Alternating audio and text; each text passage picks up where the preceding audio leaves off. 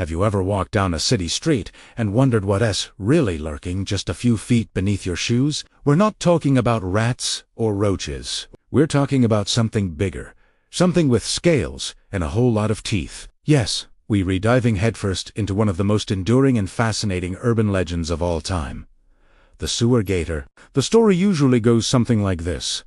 A wealthy family buys a baby alligator as an exotic pet while on vacation in Florida. It's cute and tiny at first, fitting perfectly in a fish tank.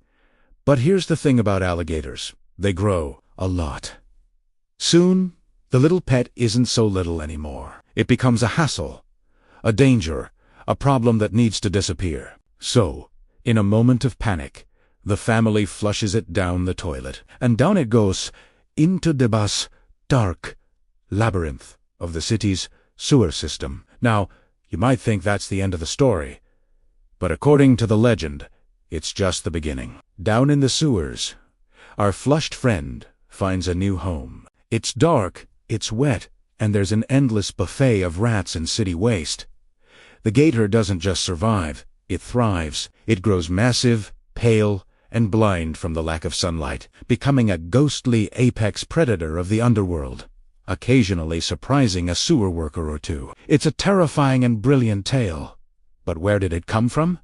Is there any truth to it? The most famous account dates back to the 1930s in New York City. The story, popularized by writer Robert Daley in his 1959 book, The World Beneath the City, tells of sewer workers who claim to have seen alligators in the tunnels. According to Daley's account, the then superintendent of sewers, Teddy May, confirmed the sightings. He said his crews had indeed found and dispatched several alligators, some up to 6 feet long. He theorized they were escapees from pet shops or abandoned pets, just like in the legend. This seemingly official confirmation catapulted the story from local rumor to national phenomenon. So, case closed, right?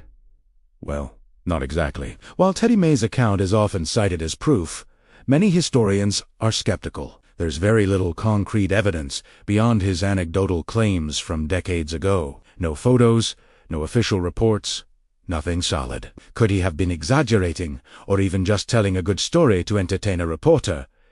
It's possible. Let's think about this logically. Could an alligator actually live in a place like the New York City sewer system?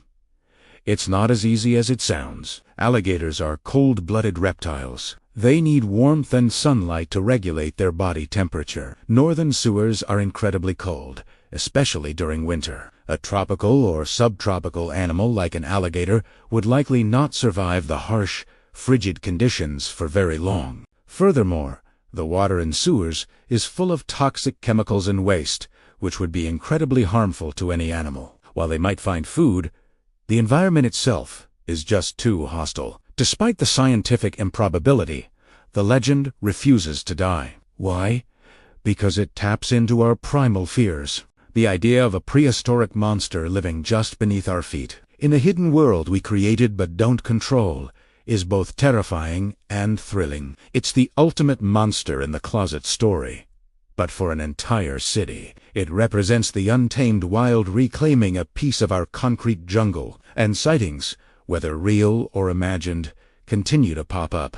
Every few years, a news story emerges about a small alligator found in a park, a pond, or even a street in a non-native area. These are almost always confirmed to be escaped or illegally released pets, while none have ever been definitively found living and breeding for generations in a sewer system. Each new discovery adds another log to the fire of the legend. So, are there giant, mutant alligators ruling a subterranean kingdom beneath our cities?